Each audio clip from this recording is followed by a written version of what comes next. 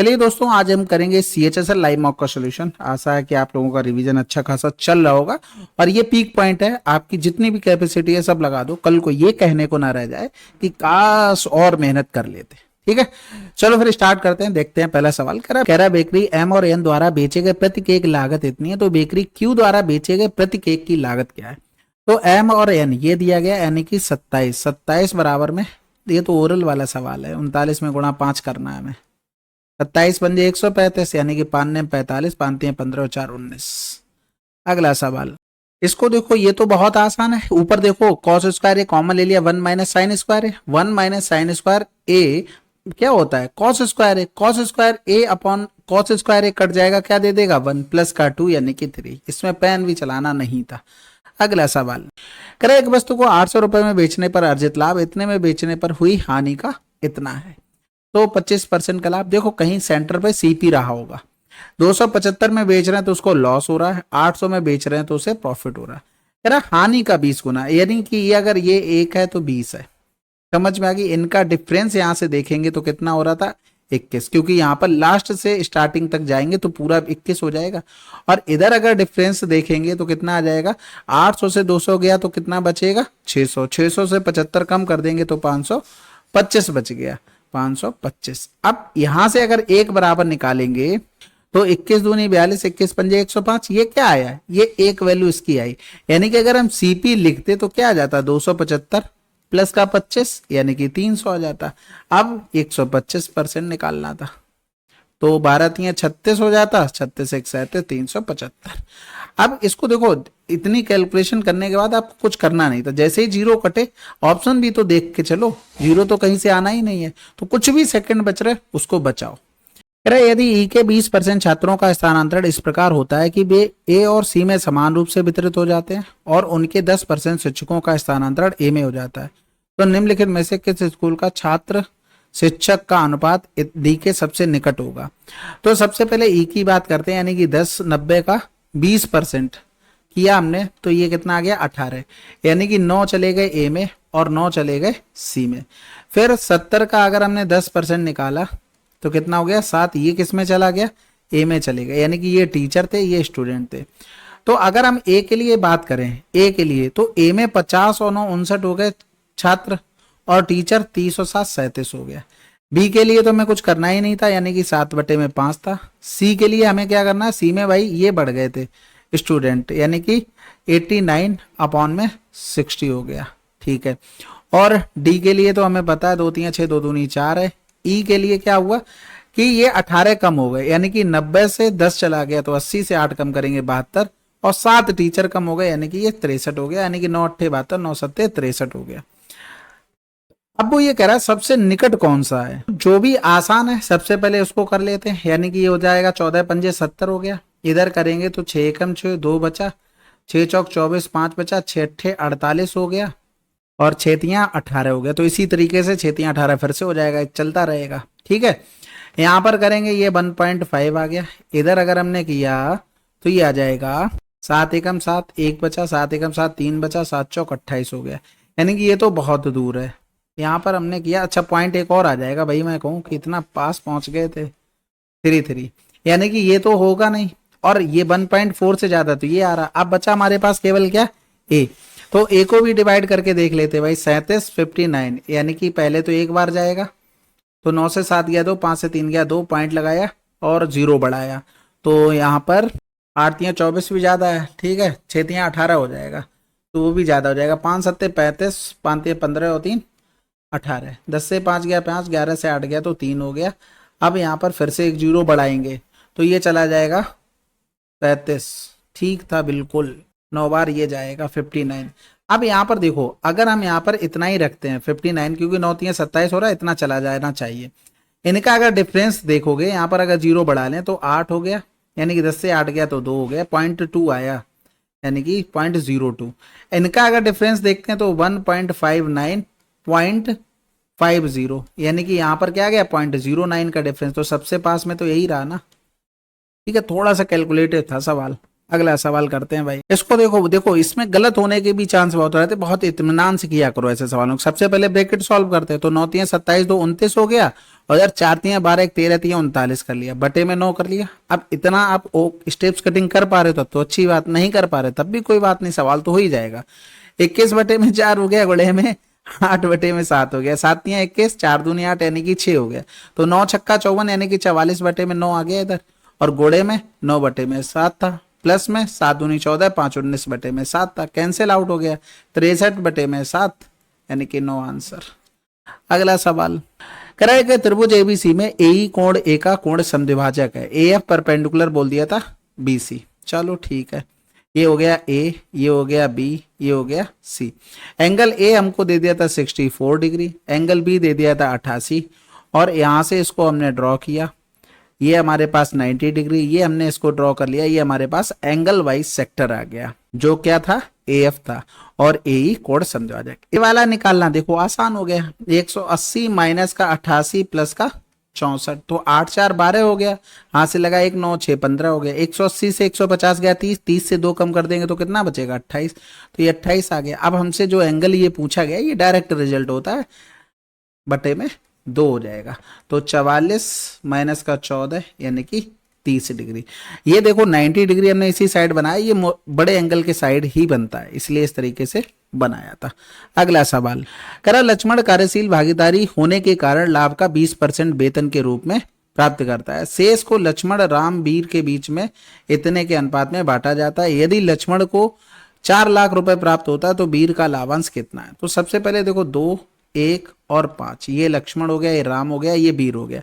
अब यहां पर कह रहा लक्ष्मण को इतने का 20% का लाभ मिलता है। अगर हम यहां पर यही मान लें कि इसी रेशियो में बटे होंगे तो इनको ज्यादा मिल गया होगा, कितना 20%, यानी कि वही 20% इसको मिल जाएगा, यही तो 20% मिल जाएगा, यानी कि 2 प्लस का 1.2 यानी कि 3.2 इसको मिल गया। और कह रहा था लक्ष्मण को मिला 4 लाख, 3.2 की वैल्यू कितनी होगी 4 लाख होगी, तो वीर का लाभांश कितना होगा, यानी कि वीर को 20% कम मिला होगा, यानी कि 80% तो मिला होगा, तो 8 पन्ना 40 यानी कि 4 का मान हमें निकालना था, तो ये यहां पर तो 0 पहुंच गया, 4 अट्ठे 32 8 पन्ना 40 यानी कि 5 लाख आंसर आ गया। अगला सवाल एक रिटेल स्टोर ने पहले सप्ते में 120 स्मार्टफोन बेचे, जिनमें से 30% ग्राहकों ने वापस कर दिए। दूसरे हफ्ते में बिक्री में 20% की वृद्धि हुई, जबकि वापसी दर घटकर 25% रह गई। पहले हफ्ते से दूसरे हफ्ते तक ग्राहकों द्वारा रखे गए स्मार्टफोनों की संख्या में कितने % का वृद्धि हुई? अब देखो यहाँ पर ये आपको डिफाइन करना पड़ गया होगा कि 120 यहाँ पर होने चाहिए, 120 यहाँ, लेकिन हम यहाँ पर अगर 100 से मान के देखें, हमने 100 रखे थे, 30% ने वापस कर दिया यानी कि उसके 70 बिक गए। दूसरे में क्या हुई कि सेल तो 20% बढ़ गई लेकिन 25% घट गई वापसी, ठीक है, माइनस और प्लस माइनस माइनस होता है, यानी कि 20 गुणे में 25 बटे में 100, यानी कि 20 पंजे 100 हो गया, 55 25 हो गया, 20 माइनस का 25 और 5 30 हो गया, यानी कि 30 और 20 का डिफरेंस कितना हो गया 10, यानी कि अगर अब वो 100 बेच रहा है तो उसके 10 वापस जा रहे हैं, यानी कि 90 बच रहे हैं। तो यहां से अगर आप देखोगे तो यहां पर क्या कर रहा था, वृद्धि हुई 2 की, किसमें 7 में, घोड़े में 100 हो गया, तो यहां पर 7 दूनी 14 7 अट्ठे 56, ठीक है, तो 28.6 ये आंसर आ जाएगा। तो यहां पर ये होनी चाहिए क्वांटिटी सेम रखता है दूसरे सप्ते में भी, तब तो ठीक है, लेकिन अदरवाइज आप इतना सोच सकते थे, क्योंकि जबकि इन जो भी चेंज होगा वो उसमें बोला जाएगा, इन जनरल में तो सेम ही रहता है। शिखा बिंदु ए से बी तक बाइक से जाती है, बिंदु ए पर 12 घंटे में वापस आ जाती है। ए से बी पर गई और ए पर वापस आ गई। बाइक इतने की गति से वह अपनी गति 25% कम कर देती है, तो शिखा द्वारा पूरी यात्रा में लिया गया समय क्या है? तो यहाँ पर देखो इस डिस्टेंस अगर देखेंगे तो कांस्टेंट है, जितना गई है उतना ही वापस आ रही है, और दूसरी कंडीशन में भी वही बात कर रहा है, तो 25% मतलब होता है 1/4, यानी कि 4 से 3 वो कर दे रही, क्या स्पीड। अगर हम टाइम की बात करें तो यहां पर 3 और 4 हो जाएगा। अब 12 घंटे में वापस आती है, यानी कि ये पहले का था, यानी कि यहां पर 12 घंटे लगते थे 4, तो इसका 4 गुना कर देंगे तो अब 16 घंटे। अगला द्वारा, अगला सवाल, अगला द्वारा नहीं, आयत की लंबाई चौड़ाई इतने अनुपात में इसका परिमाप इतने सेंटीमीटर भुजा वाले एक वर्ग के परिमाप के बराबर है, तो आयत का क्षेत्रफल क्या होगा? तो सबसे पहले तो 17 गुणे में 8 एक्स स्क्वायर ये होगा, यानी कि 8 का मल्टीपल भी हो सकता है हमारे पास, 4 का भी हो सकता है। तो देखो 4 का नहीं है, ये 4 का है, ये नहीं है, ये 4 का है। अब 8 का भी चेक कर लो। तो सबसे पहले 8 सत्ते 56, 8 तियां 24, इसको अगर 8 से करेंगे तो 8 सत्ते 56 ज्यादा हो जाएगा, 8 छंग 48, 5 बचा, कटने वाला नहीं है। तो सिंपल सा एक ही आंसर था, बाकी आराम से आप निकालते रहो। कह कि शंकु के आयतन और बेलन का आयतन का अनुपात इतना है। यदि शंकु और बेलन की त्रिज्या क्रमशः इतनी इतनी है तो शंकु की ऊंचाई बेलन की ऊंचाई से 3 सेंटीमीटर अधिक है। तो बेलन की ऊंचाई क्या है? तो सबसे पहले तो एक चीज पता है कि शंकु का आयतन बेलन का आयतन, यानी कि हमेशा ध्यान रखो कि शंकु के आयतन से बेलन का आयतन 3 गुना होता है, चाहे 1/3 लिखोगे वो भी सही है। कह रहा शंकु और बेलन की त्रिज्या, यानी कि शंकु की त्रिज्या हमारे पास 8 दी थी और इसकी 5 गुणे में 5। अगर शंकु की हाइट यानी कि कोन की हाइट ये हो गई और सिलेंडर की हाइट हमारे पास ये हो गई। अब बस इन्हीं का रेशियो हमें निकालना था। तो 5 तियां 15 ये खत्म हो गया, 8 दूनी 16 ये खत्म हो गया, यानी कि 10 बटे में कितना आ जाएगा, ये काट लो ना, 2 चौकू 8, 5 बटे में 4 आ गया। तो इनमें डिफरेंस एक बराबर में 3 दिया। तो बेलन की हाइट यानी कि नीचे, तो नीचे साइड 4 लिखा, तो 4 बराबर में कितना आ जाएगा, 12। अगला सवाल, एक घन की भुजा एक घनाव की लंबाई और चौड़ाई का अनुपात इतना है, घन और घनाव का आयतन बराबर है, एक घनाव की ऊंचाई 10 सेंटीमीटर, तो घनाव के आधार का क्षेत्रफल। घनाव के आधार यानी कि क्यूबॉइड के आधार क्या होता है, एल इंटू में बी होता है। अगर हम इसको मान लें 4x इंटू में 3x, तो ये कितना हो गया, 12x स्क्वायर हो गया, यानी कि 3 का भी मल्टीपल होना चाहिए 4 का। पहला ऑप्शन है। 6 1 7 7 5 12 6 18, ये भी ऑप्शन है, ये 4 से भी कट जाएगा, और ये ऑप्शन 4 से ये भी कट जाएगा, 3 से भी कट रहा है, और ये ऑप्शन भी 4 से कटेगा, 3 से भी कटेगा। लेकिन अगर हम यहाँ पर देखें 12 से भाग करने के बाद x स्क्वायर बचना चाहिए, तो 12 से इसमें भाग किया तो ये 100 स्क्वायर बच गया। 12 एकम 12 किया, बचा 4, और 12 तियां 36, और 12 अट्ठे 96। इधर किया तो 12 कम 12, 12 दूनी 24, 12 पंजे 60 हो गया। इधर किया तो 12 दूनी 24, 3 बचा, 12 दूनी 24 हो गया, 12 पंजे 60। अब हमको 2 स्क्वायर मिल गए, अगर नहीं होते तो कोई दिक्कत ही नहीं थी। अब यहां पर एक चीज देखो कि घन और घनाव का आयतन बराबर है, यानी कि घन का आयतन लिखते तो 2x⁻³ और घनाव का आयतन लिखते तो 4x इंटू में 3x इंटू में 10 हो जाता, यानी कि यहां पर 2 दूनी 4 दूनी 8x लिख सकते हैं, इधर 12 इंटू में 10 ही तो लिख सकते हैं। तो x बराबर में कितना आ गया, 4 दूनी 8 या फिर 15 अट्ठे 120, 15 आ गया। तो 15 का 12 में गुणा करेंगे, या 15 15 हम 225 चाहिए, तो ये आंसर आ जाएगा। ठीक है, देखो ये चीजें फेवरेबल होती तो आपका आंसर लग चुका होता है, फेवरेबल नहीं है तो फिर करना पड़ गया। ठीक है, अगला सवाल, यदि केंद्र C और C1 वाले 2 समान वृत्त एक दूसरे को बिंदु P और Q पर प्रतिच्छेद करते हैं, C1 48 है, PQ 64 है, तो वृत्त की त्रिज्या क्या है? तो भाई देखो आसान है, ये P और Q पर प्रतिच्छेद करते हैं, ये C हो गया, ये C1 हो गया, इन दोनों के बीच की 48 दे दिया था, PQ हमको दे दिया था 64, यानी कि ये आधे भाग में, यानी कि ये 32 होगा, और इनको अगर मिला देते हैं तो ये इस पर, और इनको आधा, देखो ये हमारे यहाँ पर कितना हो जाएगा 24, ये हो गया 32, तो 4 अट्ठे 32, 4 छंग 24, ये 40, खत्म हो गया सवाल। अगला सवाल, एक निश्चित धनराशि पर 4 वर्षों के लिए 12% दर पर प्राप्त साधारण ब्याज 6 वर्षों के लिए कितनी ब्याज दर पर समान धनराशि के दोगुने धन राशि पर प्राप्त साधारण ब्याज के बराबर होगा? तो सबसे पहले तो P धनराशि थी, 4 वर्षों के लिए 12% के हिसाब से कुछ ब्याज था। फिर वो कह रहा 6 वर्षों के लिए कितनी ब्याज दर पर समान धनराशि के दोगुने धन पर ये साधारण ब्याज बराबर होगा। तो ये कैंसिल आउट हो गया, 6 दूनी 12 और P हटा दो, 6 दूनी 12 और P हटा दो, तो R बराबर में 4। अगला सवाल, 13 संख्याओं का औसत 43 है, पहली 3 संख्याओं का औसत 57 और अगली 7 संख्याओं का 47, 11वीं 12वीं संख्या की 3 गुनी और 12वीं संख्या 13वीं संख्या से 1 अधिक है, तो 11वीं 13 का औसत, तो 11th नंबर, 12th नंबर और ये 13th नंबर। तो हमने जो कॉमन है उसको हमने यहाँ पर ये ले लिया, 13वीं संख्या से 1 अधिक है, यानी कि 13वीं 1 कम रही होगी, 11वीं संख्या 12वीं संख्या की 3 गुनी है, ये संख्याएं हो गई हमारे पास। अब अगर हम यहाँ पर ये देखें, पहली 3 संख्याएं, अगली 7, यानी कि 10 संख्याएं, यहाँ पर 13 थी, यानी कि 13 संख्याओं का एवरेज 43। ये जो लिख रहे हैं ना, ये लिखना नहीं पड़ता, एक लाइन में आपको लिखना आना चाहिए। तो यहां पर देखो कि जो 3 संख्याएं, इनको अगर हटा दे तो 3 संख्याओं के पास जो इधर लिखी हुई है, इनके पास इंडिविजुअल इतना इतना रहा होगा, लेकिन ये भाई साहब कम ले आए, ये 6 कम ले आए, 3 लोग थे, 18 कम लाए, तो इसकी भरपाई यही लोग तो करेंगे। और ये भाई साहब ये 4 ज्यादा ले आए, 7 लोगों में 28 ज्यादा हो गया, तो इसकी कमी भी यहीं से करनी पड़ेगी। ये हमारे हिसाब से तीनों का सम आ गया। अगर इसमें देखें तो 3 1 4 1 5 x माइनस का 1 ये टोटल हो गया।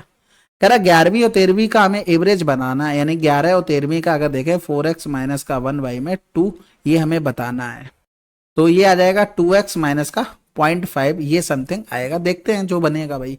सबसे पहले तो यहाँ पर डिफरेंस किया तो ये हो गया हमारे पास 10, वो भी किसका माइनस का, 3 त्रिका 9 3 चौकू 12, यानी कि इधर हो गया 119 और एक और आ जाएगा तो 5x हो गया।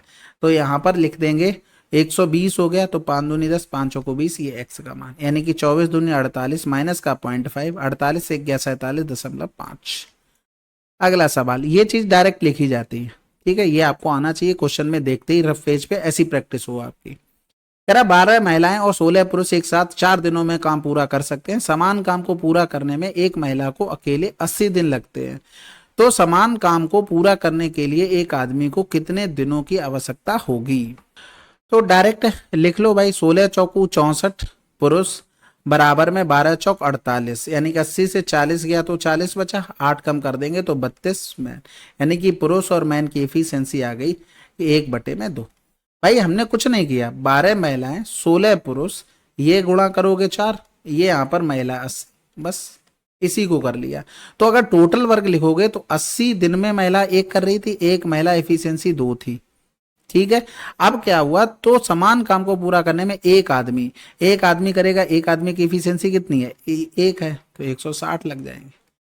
अगला सवाल, मार्च में जन्मे लड़कों, फरवरी में जन्मी लड़कियां, जनवरी में जन्मी लड़कियों, अप्रैल में जन्मी लड़कों और मई में जन्मे लड़कों का औसत क्या है।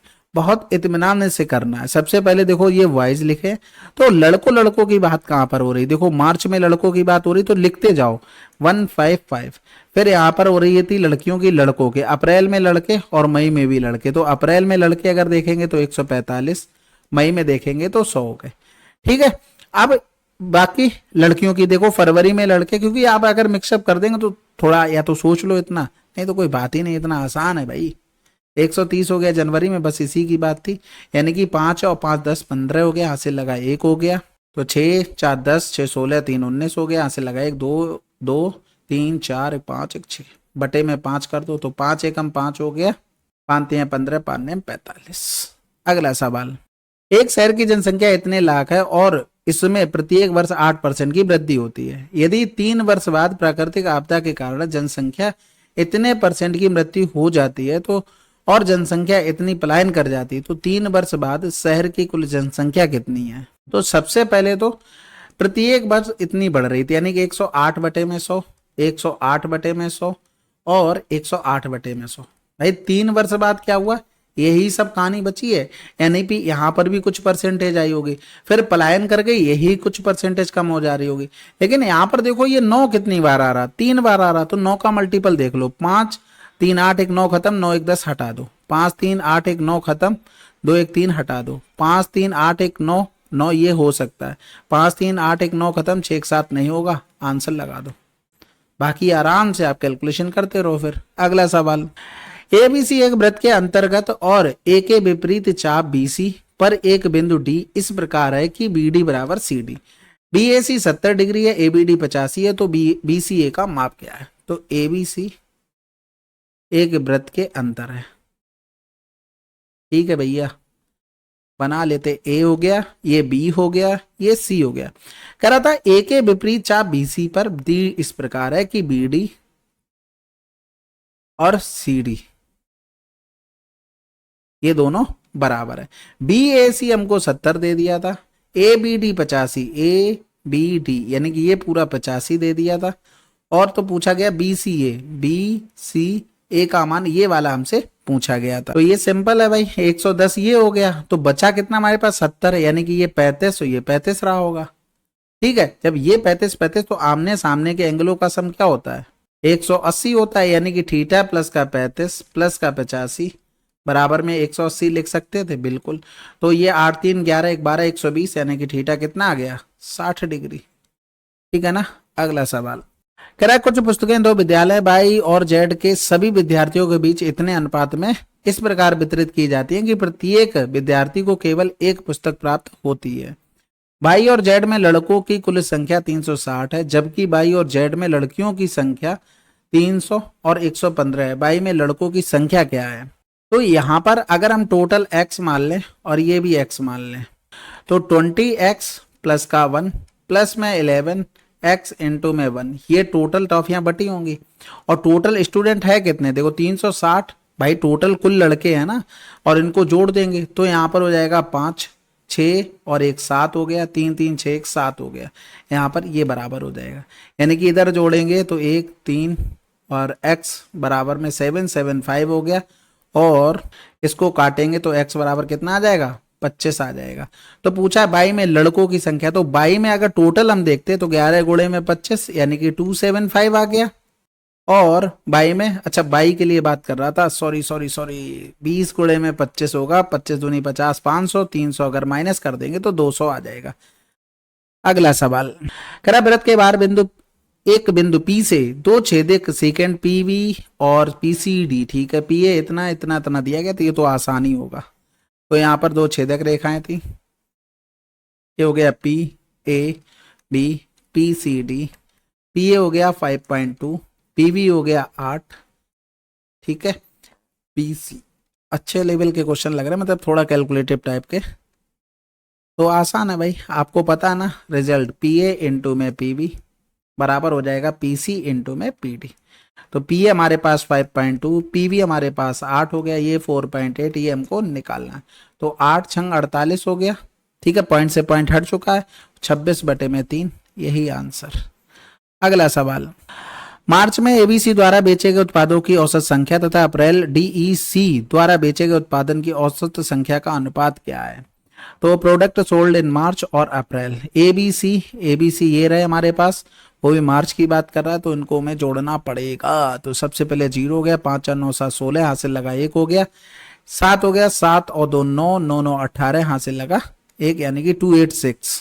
तो अगर हम देखें यहाँ पर 8 6 2 8 8 16, आंसर तो आ ही चुका है भाई। ये बहुत बार बताया कि अगर आप ये काटते चले जाओ, ये काटते चले जाओ, तो ऑप्शन आपको ऐसा मिलेगा कि इसी का मल्टीपल यहाँ पर आ जाएगा। तो आप देखो ये 11 का तो मल्टीपल हो रहा था, 9 का मल्टीपल ये हो रहा नहीं हो रहा, तो 9 वाले से नहीं पहुंच सकते। पर जब 9 का नहीं हो रहा तो 3 का भी नहीं हो रहा, देखो तो 15 वाले से भी नहीं पहुंच सकते ना, 8 का हो रहा है उससे भी नहीं, तो एक ही ऑप्शन था, पूरा चेक ही नहीं करना था। अदरवाइज आप नंबर निकालते ना तो यहाँ पर भी आप जोड़ते, तब भी 3 से डिवाइड, ये कैंसिल आउट हो जाता, फिर रेशियो बनाते, तो उतना करने की जरूरत नहीं है। अगला सवाल, तेरा बिंदु P के निर्देशांक जो बिंदुओं इतने इतने को मिलाने वाली रेखा को क्रमशः इतने इतने अनुपात में बाह्य रूप से विभाजित करती है। देखो सबसे पहले एक चीज याद रखना, ये हमारे पास पॉइंट दिए जाएंगे x1, y1, और ये रेशियो होगा m1 या फिर mn लिख लो, यहाँ पर हो जाएगा x2, y2। तो इसका हमेशा गुणा करते हैं, जैसे इसका गुणा किया mx2 माइनस का x1 के साथ n आ जाएगा, अपॉन में हो जाएगा हमारे पास m माइनस का n।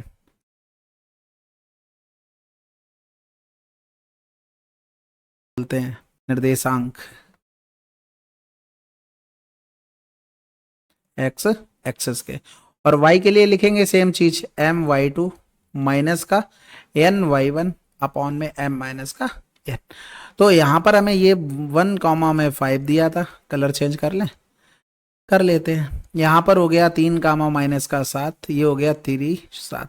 तो भाई यहाँ पर अगर 3 गुणे में 3 माइनस माइनस माइनस x1 यानी कि माइनस का 1, इस तरीके से लिख लेते हैं, इनटू में 7 हो जाएगा, ये ब्रैकेट क्लोज, अपॉन में 3 माइनस का 7 हो गया, और कॉमा, अब m लिखेंगे 3/2 लिखेंगे, माइनस का 7 माइनस में लिखेंगे 5 गुणे में 7 बटे में m माइनस का n यानी कि 3 माइनस का 7। तो 3 त्रिका 9, 9 7 16, ये हो गया 4, यानी कि ये माइनस का आ जाएगा, तो ये माइनस का 4 आ गया। इधर करेंगे 7 3 21, 7 5 35, यानी कि 30 20 50, यानी कि 56 बटे में आ जाएगा माइनस का, ये भी था माइनस का 4, तो ये आ जाएगा 14 चौकू 56। तो ये हो गया y का, यानी कि माइनस का 4 कामा 14, ये आंसर। अगला सवाल कह रहा था 5 डिजिट नंबर है और इससे divided, then what is the value of this. आपको डायरेक्ट देखना, ये होता है 2 3 1 प्राइम नंबर है, 769 XY को हम 99 मान लेते हैं, तो 23 तियां 69, 3 एकम 3, 9 से 3 गया 6, 16 से 9 गया तो 7 हो गया, फिर उतारा लिया 9 का। देखो सेम टाइप का नंबर बन गया। अब जब नेक्स्ट टाइम करोगे फिर भी सेम टाइप का बनेगा, यानी कि फिर से वही बनेगा, फिर से वही बनेगा, यानी कि हमारे पास रिमाइंडर 76 आएगा। तो जो हमने नंबर माना है ना उसमें से 76 कम कर दो, क्योंकि हमें डिविजिबल निकालना था, हमने मैक्सिमम नंबर मान लिया, 99 से तो बड़ा हो ही नहीं सकता। तो 9 से 6 गया 3, 9 से 7 गया तो 2, ये हमारे पास x हो गया, ये y हो गया। तो 6 गुणे में 2 माइनस का 3 प्लस में 3 इंटू में 2, तो 12 में से 3 गया 9 और 6 15। अगला सवाल करा था, 2 बर्तनों में पेट्रोल और केरोसिन का मिश्रण इतना अनुपात है, दोनों बर्तनों से निकाली गई मात्राओं का आयतनों का अनुपात क्या होगा ताकि मिश्रण में पेट्रोल की केरोसिन की मात्रा क्या है। तो सबसे पहले देखो यहाँ पर इनका सम 30, इनका सम 44, यहाँ पर जो रेशियो है वो 1:1, यानी कि इनका सम कितना हो गया 2 हो गया।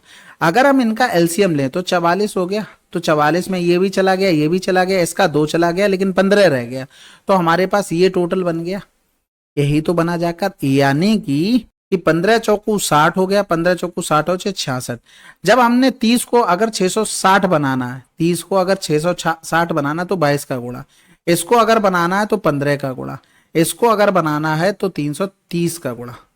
तो देखो इसका पहला नंबर पकड़ा 22 का गुणा, तो 17 दूनी 34, 17 दूनी 34 और 3 कितना हो गया 37। पहला नंबर पकड़ा और 15 का गुणा किया, 15 एकम 15 हो गया, 15 दूनी 30, 31 हो गया। इसके देखो तो सभी बराबर है तो 330 ही का गुणा होगा। ठीक है, तो इधर डिफरेंस किया ये 15 आ गया, और इधर डिफरेंस किया तो 4 बचा, 7 से 3 गया तो 4 बच गया, यही आंसर आ गया। अगला सवाल, चलिए फिर ये हमारे टोटल 25 सवाल थे, इतना आसान नहीं था पेपर, थोड़ा अच्छे लेवल का था, कैलकुलेशन भी थी, थोड़ा सोचना भी पड़ रहा था। एक जो फ्रिक्वेंटली चला आ रहा है कि ऐसे ही क्वेश्चन करने चाहिए, मतलब जो एक पीवाईक्यू देते हैं ना कि इसी टाइप के सवाल होते, खत्म, थोड़ा उससे हट करता। तो जो भी इसको रहा हो कमेंट बॉक्स में लिखिएगा, काफी अच्छा एक पेपर था ये। चलिए फिर मिलते हैं अगले वीडियो में, तब तक के लिए जय हिंद जय भारत।